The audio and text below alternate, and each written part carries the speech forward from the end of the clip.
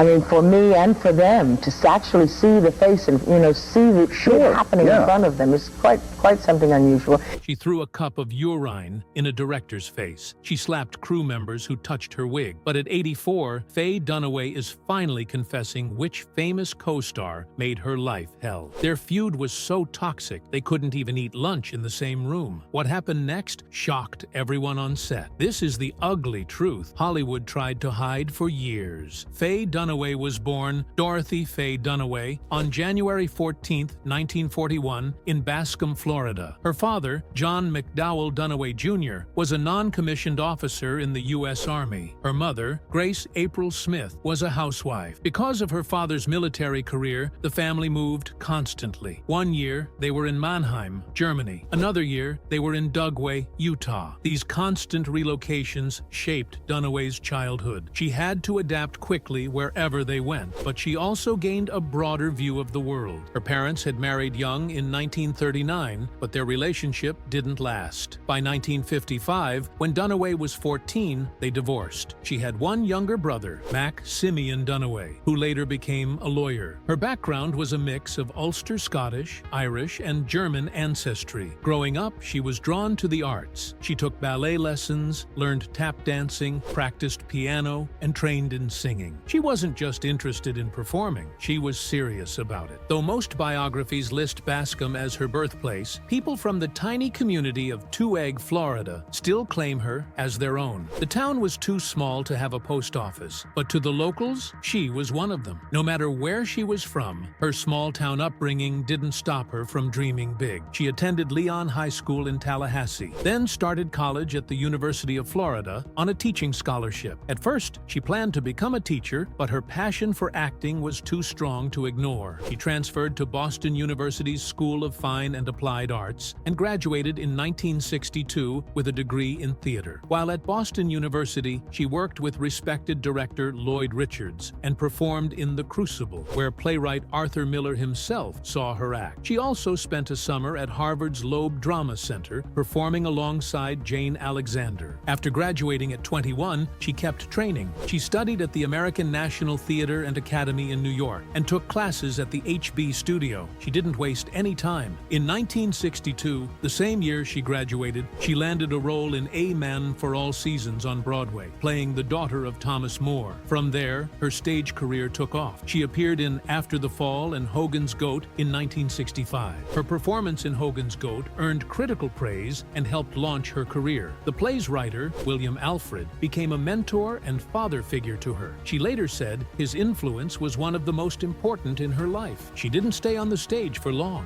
In 1965, she made the jump to television, appearing in Seaway and The Trials of O'Brien. These roles helped her transition from theater to screen. She had already proven herself on Broadway, but television was different. The performances had to be more natural, more subtle. She adjusted quickly. Hollywood was paying attention. Faye Dunaway's life changed in 1967 when she played Bonnie Parker in Bonnie and Clyde. Before that, she had only been in a few small roles. Afterward, she became one of the most talked-about actresses in Hollywood. The film told the story of Bonnie and Clyde, two criminals during the Great Depression, but it wasn't just another crime movie. It had style, energy, and a sense of danger that felt new. Dunaway's performance made Bonnie more than just a bank robber. She was smart, fearless, and deeply in love with Clyde. The way she carried herself, her confidence, her sharp gaze, the way she made crime look almost glamorous, made audiences obsessed with her. She earned an Academy Award nomination for Best Actress and won the BAFTA for Most Promising Newcomer. She also took home the David Di Donatello Award for Best Foreign Actress. In just one film, she became a star. The movie was controversial when it came out. People were shocked by the violence, especially in the final scene where Bonnie and Clyde are gunned down in slow motion. Some critics said it glorified criminals. Others thought it was one of the most daring films of the decade. Over time, it became clear that Bonnie and Clyde wasn't just a hit. It was a turning point for Hollywood. The way it mixed violence, romance, and rebellion made it unlike anything before. It helped start the new Hollywood movement, where filmmakers took more risks and pushed storytelling in new directions. A huge part of the film's success came from the chemistry between Dunaway and Warren Beatty, who played Clyde Barrow. Beatty wasn't just her co-star, he also produced produce the movie, which meant he had a hand in almost every decision. He wanted everything to be perfect. That sometimes led to tension between him and Dunaway, but their clashes made their performances even stronger. They worked off each other's energy, creating a relationship on screen that felt electric. Critics noticed. Roger Ebert, one of the most respected film reviewers of the time, said Dunaway and Beatty's performances were the best of their careers. The film came out during a time of change. In 1967, America was in the middle of the Vietnam War, and people were questioning authority more than ever. Bonnie and Clyde fit right into that mood. It didn't treat Bonnie and Clyde as simple criminals. Instead, it made them complex, even likable. That was rare in Hollywood at the time. The movie's style also set it apart. The slow-motion violence, the fast-moving story, the way it made crime look thrilling, all of it influenced future filmmakers like Martin Scorsese and Quentin Tarantino. Even the way movies were rated changed because of it. Before Bonnie and Clyde, Hollywood had strict rules about violence and crime in movies. This film helped break those rules, paving the way for the modern rating system. For Dunaway, Bonnie and Clyde was just the beginning. Before 1967, she had been in movies like The Happening, but she wasn't well known. Afterward, she was one of the most sought-after actresses in Hollywood. She starred in The Thomas Crown Affair in 1968, Chinatown in 1974, and Network in 1976. Each film showed a different side of her. In Chinatown, she played Evelyn Mulray, a woman with deep secrets. In Network, she played Diana Christensen, a ruthless television producer. That role won her an Academy Award for Best Actress. Years later, Dunaway looked back at Bonnie and Clyde as the film that changed everything. "It turned me into a star," she said. "I was now among actresses who would do work that was art." The movie didn't just make her famous, it made her part of film history. Faye Dunaway's rise to fame in the 1970s was nothing short of unstoppable. She wasn't just another Hollywood actress, she was a force on screen,